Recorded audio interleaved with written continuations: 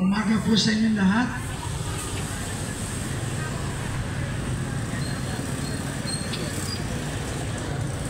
At mapagpalang umaga sa inyong lahat.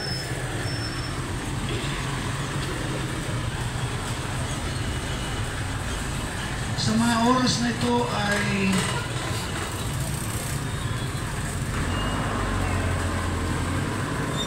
gusto ko po kayong bahaginan ng salita ng Diyos na ating mababasa sa unang Korinto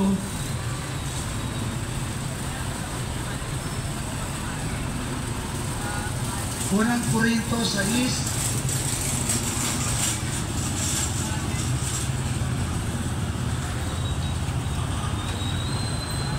9 hanggang 10. Ang sabi po rito, o hindi ba ninyo nalalaman na ang mga liko ay hindi magsisipagmana sa kaharian ng Diyos?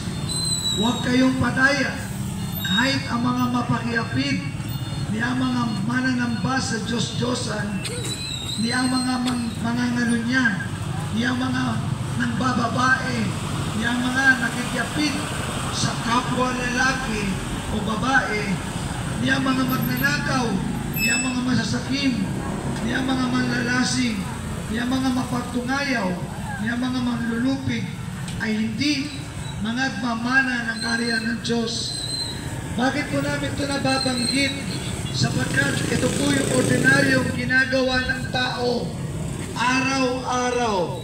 Siya po ay nakakagawa ng mga kasalanan ito araw-araw.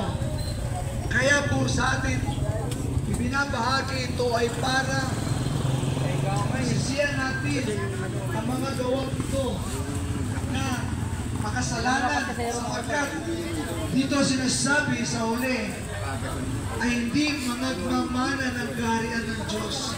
Hindi po kami nagsabi noon, kundi ang Diyos makita ng kanyang salita.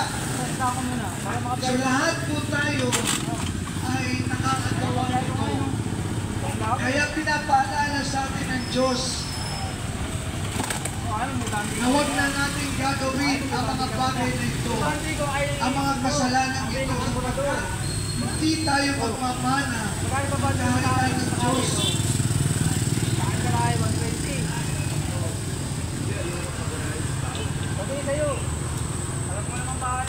Ulitin ko po, sabi po rito, hindi ba ganinyo nalalaman na ang mga liko ay hindi magsisipagmana sa kaharian ng Diyos? Mula sa umpisa hanggang sa huli, pinapaalala ni Pablo na ang mga gumagawa nito ay hindi magmamana ng kaharian ng Diyos.